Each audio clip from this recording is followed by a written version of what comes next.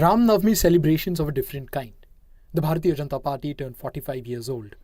While the party held celebrations across the state for the same, their ally turned foe, Uddhav Thackeray, took this opportunity to advise his old friends.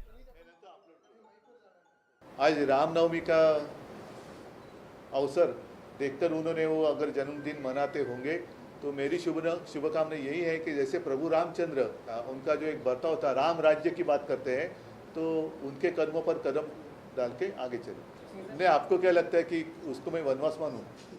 Shiv Sena UBT's attempt of a new communication tool, Shiv Sanchar Sena, on the occasion of Ram Navami seems to be an attempt by the party to strengthen their hold over Hindutva, a turf that is shifting. It also seems that the party has a tough point to prove before the upcoming civic polls in Maharashtra. Talking of communications, BJP's Kirit Somaiya, who has been spearheading the party's anti-Bangladeshi campaign in the state, hinted at a new law being introduced in Maharashtra to counter illegal mosques and loudspeakers. The subtext is clear: BJP and Sena deepening their saffron roots. मुख्यमंत्री देवेंद्र फडणवीस ने विधानसभा में घोषणा की थी। मुख्यमंत्री जी के साथ मेरी विस्तृत चर्चा हुई है। इस संबंध में नया रूल्स गाइडलाइन बनाने की प्रक्रिया शुरू हो चुकी है और 15 दिन के बाद कोई भी इल्लीगल मस्जिद, गैर कानूनी लाउडस्पीकर और जो लाउडस्पीकर की परमिशन देंगे उसके डेसिमल इतने से ही रहेंगे। Moving to Nagpur, Chief Minister Devendra Fadnavis addressed party workers, as did BJP Chief JP Nadda.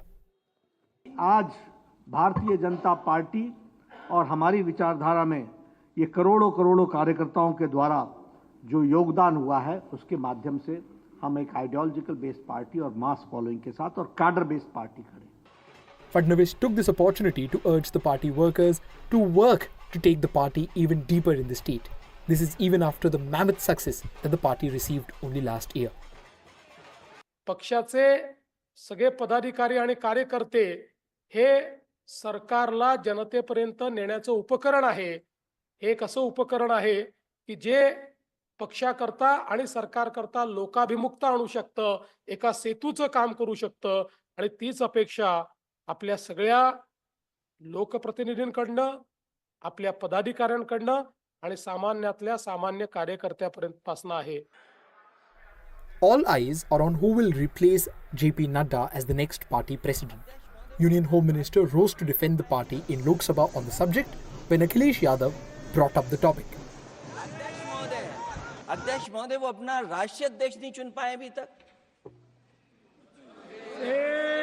हमें माननीय अध्यक्ष जी करोड़ों सदस्यों में से 12-13 करोड़ सदस्य प्रक्रिया कर चुनना है तो देर लगती है। आपके यहाँ जरा भी देर नहीं लगेगी।